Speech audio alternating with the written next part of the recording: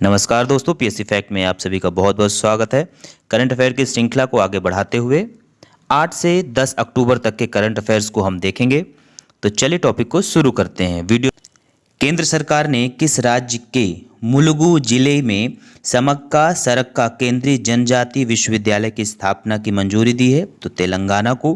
केंद्रीय मंत्रिमंडल ने केंद्रीय विश्वविद्यालय अधिनियम 2009 में संशोधन करने के लिए संसद में एक विधेयक अर्थात केंद्रीय विश्वविद्यालय संशोधन विधेयक 2023 पेश करने को मंजूरी दी है। विश्वविद्यालय का नाम आदिवासी देवी समक्का और सरक्का के नाम पर रखा जाएगा। दोस्तों, आगामी दिनों में तेलंगाना में चुनाव होना है, इसलिए वहां से करंट अफेयर और आगामी एग्जाम को देखते हुए इससे फैक्ट बन सकते हैं। भारतीय सामान्य बीमा निगम जनरल इंश्योरेंस जो होता है के अध्यक्ष और प्रबंध निदेशक के रूप में रामास्वामी नारायण को नियुक्त किया गया है। किस स्थान से सीआरपीएफ महिला बाइकर्स के एक समूह यशस्विनी के क्रॉस कंट्री बाइक अभियान को हरी झंडी दिखाकर रवाना किया गया? शिलोंग से। इस बाइक रैली का आयोजन महिला एवं बाल विकास मंत्रालय के सहयोग से सीआरपीएफ देश में नारी शक्ति का जश्न मनाने के लिए कर रही है। केंद्रीय मंत्रालय द्वारा 2 दिवसीय प्रौद्योगिकी और भारतीय भाषा शिखर सम्मेलन का आयोजन किया गया। तो किस मंत्रालय के द्वारा? तो शिक्षा मंत्रालय के द्वारा। इस शिखर सम्मेलन का मुख्य उद्देश्य एनईपी 2020 जो नई राष्ट्रीय शिक्षा नीति है के दृष्टिकोण के अनुरूप वर्तमान शिक्षा पारिस्थितिकी तंत्र से भारतीय भाषाओं में निहित एक सुचारू संक्रमण की सुविधा प्रदान करना है।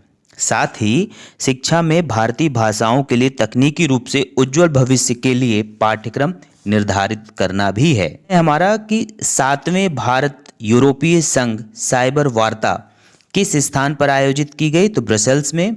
7वीं भारत यूरोपीय संघ साइबर वार्ता ब्रसेल्स में आयोजित की गई। इस दौरान दोनों पक्षों ने साइबर नीतियों, रणनीतियों और पारस्परिक हित के क्षेत्रों पर विचारों का आदान प्रदान किया। दोस्तों, इस साइबर वार्ता क्या होती है? जो साइबर अटैक्स होते हैं उनसे सुरक्षित करना और इंटरनेट के माध्यम से नई तकनीकी और नए अपॉर्चुनिटी को जनरेट करना है। 8 अक्टूबर 2023 को भारत में कौन सा दिन मनाया जाएगा? भारतीय वायुसेना दिवस। हाल ही में जियो मार्ट ने किसे अपना ब्रांड एम्बेसडर नियुक्त किया है? तो महेंद्र सिंह धोनी को। जियो मार्ट ने पूर्व भारतीय कप्तान महेंद्र सिंह धोनी को अपना ब्रांड एम्बेसडर नियुक्त किया है। जियो मार्ट का उद्देश्य भारतीय परिवारों के उत्सवों में एक अभिन्न भागीदारी के रूप में खुद को स्थापित करना है। जियो मार्ट एक भारतीय ई कॉमर्स कंपनी है। इसकी शुरुआत रिलायंस रिटेल और जियो प्लेटफॉर्म्स के बीच एक संयुक्त उद्यम के रूप में हुई थी। में भारतीय पुरुष हॉकी टीम ने कितने वर्ष बाद एशियाई खेलों में स्वर्ण पदक जीता? तो 9 वर्षों के पश्चात भारतीय पुरुष हॉकी टीम ने 9 साल बाद एशियाई खेलों में स्वर्ण पदक जीता है। इसके साथ ही अगले साल पेरिस में होने वाले ओलंपिक खेलों के लिए क्वालिफाई भी कर लिया है।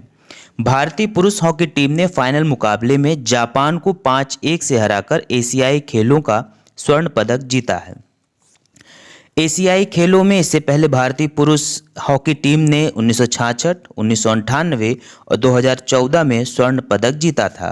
राज्य सरकार द्वारा सभी स्कूली बच्चों के लिए मुख्यमंत्री नाश्ता योजना शुरू की गई है। तो तेलंगाना सरकार के द्वारा। प्रतिवर्ष विश्व मुस्कान दिवस कब मनाया जाता है? अक्टूबर के पहले शुक्रवार को। मुस्कान दिवस मनाने का उद्देश्य साल में एक दिन मुस्कुराहट और दयालु कार्यों के लिए समर्पित करना है। पहली बार कलाकार हार्वे बॉल द्वारा 1999 में विश्व मुस्कान दिवस मनाया गया था। 19वें एशियन गेम्स में देश के लिए पहला बैडमिंटन स्वर्ण पदक सात्विक साईराज रंकीरेड्डी और चिराग शेट्टी ने जीता।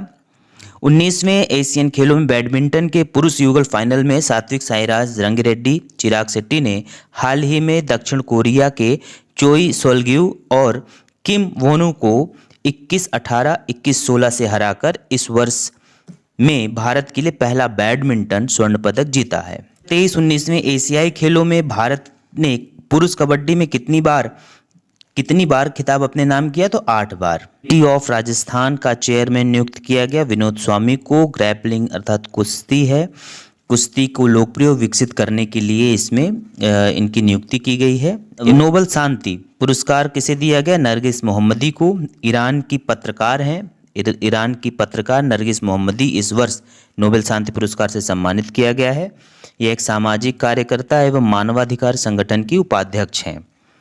नोबेल का शांति पुरस्कार 2023 नरगिस मोहम्मदी को ईरान में महिलाओं के उत्पीड़न के खिलाफ आवाज़ और मानवाधिकारों और स्वतंत्रता को बढ़ावा देने के लिए उन्हें सम्मानित किया गया है। साहित्य का नोबेल पुरस्कार जॉन फॉसे को दिया गया। किस कंपनी ने हाल ही में वेदिका हिमालयन स्प्रिंग वाटर लॉन्च किया है? बिस्लेरी द्वारा। भारतीय पुरुष हॉकी टीम ने हाल ही में किस देश को हराकर स्वर्ण पदक जीता? जापान को। उत्तर प्रदेश राज्य के प्रतापगढ़ जिले के 3 रेलवे स्टेशनों का नाम बदला गया है। उनमें से पहला है जो पूर्व में उसका नाम था माँ भेला देवी प्रतापगढ़ जंक्शन रखा गया है। किसका? प्रतापगढ़ जंक्शन का नाम माँ भेला देवी प्रतापगढ़ जंक्शन। अंतु जंक्शन का नाम माँ चंद्रिका देवी धाम अंतु, और विशननाथगंज का नाम शनिदेव धाम विशननाथगंज रखा जाएगा। तो पहली बार राष्ट्रीय खेल की मेजबानी होगी। इतिहास में पहली बार गोवा राष्ट्रीय खेलों की मेजबानी करने वाला है, जिसमें राष्ट्रीय खेलों के 43 खेलों का प्रदर्शन होगा। इससे पहले गुजरात राज्य में आयोजित पिछले राष्ट्रीय खेलों में 36 खेल शामिल हुए थे। वर्ष 2015 में केरल में आयोजित इन राष्ट्रीय खेलों में कुल 33 खेल शामिल हुए थे। भारत और किस देश के बीच संयुक्त अभ्यास संप्रीति 11 मेघालय में शुरू हुआ? तो भारत और बांग्लादेश के मध्य संप्रीति संयुक्त अभ्यास होता है। बांग्लादेश से कुछ फैक्ट देख लेते हैं कि बांग्लादेश ने भारत से 7 आवश्यक वस्तुओं की सुरक्षित आपूर्ति की मांग की है। बांग्लादेश ने भारत के लिए 4 पारगमन भागों की अनुमति दी। बांग्लादेश के प्रधानमंत्री ने यूनिवर्सल पेंशन योजना शुरू की। भारत ने बांग्लादेश के साथ रुपए में द्विपक्षीय व्यापार की शुरुआत की। आईसीसी ने ओडीआई विश्व कप के लिए वैश्विक राजदूत एम्बेसडर जिसे बोला जाता है नियुक्त किया है सचिन तेंदुलकर जी को। अजय जडेजा अफगानिस्तान की क्रिकेट टीम के मेंटर बने हैं। T20 क्रिकेट में सबसे तेज अर्धशतक का रिकॉर्ड दीपेन सिंह एरी को बनाया गया है। तो आप कमेंट करके जरूर बताइएगा कि दीपेन सिंह एरी किस देश से संबंधित हैं। ईसी द्वारा नेशनल आइकॉन के रूप में सचिन तेंदुलकर को नामित किया गया है। EC election commission.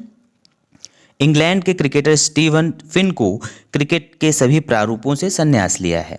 चौथा EMRS सांस्कृतिक साहित्य कला उत्सव 2023 का उद्घाटन किसने किया? अर्जुन मुंडा जी द्वारा। प्रसिद्ध पश्मीना क्राफ्ट को जीआई टैग मिला। पश्मीना क्राफ्ट कहाँ से संबंधित है? जम्मू कश्मीर से। जीआई टैग से संबंधित कुछ और फैक्ट देख लेते हैं। तमिलनाडु के सलेम मागो को जीआई टैग मिला। उड़ीसा की रायगढ़ा सॉल को जीआई टैग मिला। जम्मू कश्मीर के भद्रवाह राजमा और रामवन मुलाई शहद को जीआई टैग। असम के चोकुबा चावल को, कन्याकुमारी के पोटी केले और कन्याकुमारी लौंग को जीआई टैग मिला। तमिलनाडु के मना मंदराई मिट्टी के बर्तनों को जीआई टैग मिला है। मध्य प्रदेश के ग्वालियर में दिव्यांगजनों के लिए देश के पहले उच्च तकनीक वाले खेल प्रशिक्षण केंद्र का उद्घाटन आदरणीय नरेंद्र मोदी जी द्वारा किया गया। इस खेल प्रशिक्षण केंद्र का नाम पूर्व प्रधानमंत्री श्री अटल बिहारी वाजपेयी के नाम पर रखा गया है। इस पहल का मुख्य उद्देश्य खेलों में समान अवसर प्रदान करना, प्रतिभा को बढ़ावा देना और विभिन्न खेल विषयों में भागीदारी को प्रोत्साहित करना है। नई दिल्ली में आयोजित 2 दिवसीय आतंकवाद विरोधी सम्मेलन के 3रे संस्करण का उद्घाटन अमित शाह जी द्वारा किया गया। अमित शाह गृह मंत्री हैं भारत देश के। एशियाई Pacific institute for broadcasting development के अध्यक्ष के रूप में भारत को चुना गया है। तो Asia Pacific institute for broadcasting development के अध्यक्ष के रूप में भारत को तीसरी बार चुना गया है। पहले भारत को 2018-21, 21 से 23 के लिए चुना गया था। Asia Pacific institute for broadcasting development की स्थापना 1977 में की गई। यह एक विशिष्ट क्षेत्रीय अंतर सरकारी संगठन है। इस संगठन में वर्तमान में 44 देशों के 92 सदस्य संगठन हैं। राज्य सरकार ने महिलाओं के लिए सरकारी नौकरियों में 35% आरक्षण की घोषणा की मध्य प्रदेश सरकार के द्वारा। मूल की प्रोफेसर डॉक्टर जोईता गुप्ता को किस क्षेत्र में उनके योगदान के लिए स्पिनोजा पुरस्कार से सम्मानित किया गया। तो वो क्षेत्र है जलवायु परिवर्तन से। सरकार द्वारा आधार कार्ड मतलब UIDAI के प्रमुख अमित अग्रवाल का कार्यकाल 1 वर्ष के लिए बढ़ा दिया गया है।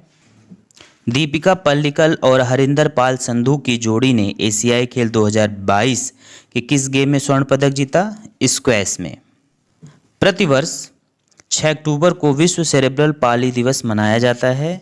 यह दिन सेरेब्रल पाल्सी की स्थिति से पीड़ित लोगों के बारे में जागरूकता बढ़ाने के लिए किया जाता है। इस वर्ष का थीम क्या था? Together stronger. सेरेब्रल पाल्सी से पीड़ित बच्चों और वयस्कों को अक्सर ऐसी चुनौतियों का सामना करना पड़ता है जो समाज में उनकी पूर्ण भागीदारी में बाधा डालता है। देश का पहला सिल्क टेक पार्क किस जिले में बनाया गया? पचमढ़ी में। पैडल टू जंगल का 7वां संस्करण बांसवाड़ा जिले में आयोजित किया जाएगा। ये राजस्थान से संबंधित है। भारत में किस राज्य में बुलेट ट्रेन परियोजना की पहली पर्वतीय सुरंग का कार्य पूरा हुआ? गुजरात में। एशियन गेम्स 2023 पैदल चाल स्पर्धा में राम बाबू ने कौन सा पदक जीता? कांस्य पदक। लेखक अंबाई को Tata literature life time achievement award से सम्मानित किया गया। तमिल लेखिका हैं अंबाई को प्रतिष्ठित लाइफ टाइम अचीवमेंट पुरस्कार दिया गया। इनसे पहले इस पुरस्कार से Anita Desai, mark टुली, Amitabh Ghosh, Ruskin bond, Girish Karnad जैसे प्रसिद्ध लेखकों को सम्मानित किया जा चुका है। यह अवार्ड भारतीय लेखन और साहित्य में उत्कृष्ट योगदान की मान्यता में प्रस्तुत किया जाता है। हिंदुस्तान एरोनॉटिक्स लिमिटेड ने भारतीय वायुसेना को किस लड़ाकू विमान का 1-2 सीटों वाला संस्करण सौंपा है? LCA तेजस ने। हमारा अगला प्रश्न है कि किस राज्य सरकार ने 5 मूल निवासी मुस्लिम समुदाय के सामाजिक आर्थिक मूल्यांकन की प्रक्रिया को सैद्धांतिक मंजूरी दी है? असम सरकार ने। तो असम राज्य सरकार ने 5 मूल निवासी मुस्लिम समुदाय गोरिया, मोरिया, देसी, सैयद और जोला के सामाजिक आर्थिक मूल्यांकन की प्रक्रिया शुरू करने के लिए सैद्धांतिक मंजूरी दी है। और मुख्य बात है कि मुख्यमंत्री कौन है यहाँ के? हेमंत बिस्वा शर्मा की अध्यक्षता में गुवाहाटी में आयोजित हुई बैठक में फैसला लिया गया है। प्रतिवर्ष राष्ट्रीय डॉल्फिन दिवस कब मनाया जाता है? 5 अक्टूबर को। राष्ट्रीय डॉल्फिन दिवस राष्ट्रीय जलीय जीव के संरक्षण के बारे में जागरूकता पैदा करने के लिए मनाया जाता है। डॉल्फिन नेपाल, भारत और बांग्लादेश की गंगा, ब्रह्मपुत्र, मेघना और कर्णफुली सांगू नदी प्रणालियों में निवास करती है। बिहार सरकार की मांग पर केंद्र सरकार ने 2010 में गांगे डॉल्फिन को राष्ट्रीय जलीय जीव घोषित किया था। तो दोस्तों ये रहे हमारे 8 से 10 अक्टूबर तक का करंट अफेयर। आशा करते हैं आपको अच्छा लगेगा और आगामी एग्ज़ाम के लिए महत्वपूर्ण फैक्टों के साथ है। तो प्लीज़ इसे एक बार ज़रूर देखिएगा। धन्यवाद।